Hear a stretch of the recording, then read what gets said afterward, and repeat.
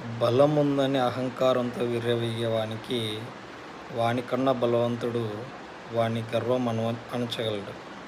అదే భయంతో పాటి బలంతో పాటి భయం కూడా ఉంటే బలమున్న వాడికి భయము భక్తి అనేది ఉంటే భగవంతుడు ఎన్నడూ వెన్నంటే నడిపిస్తాడు.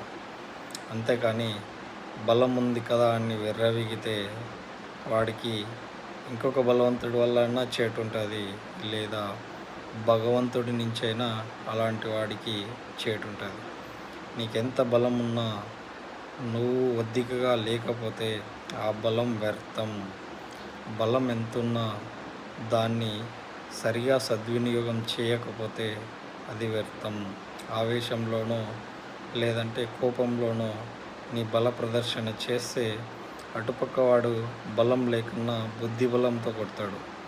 అప్పుడు నీ మందబలం దేనికి పనికిరాదు.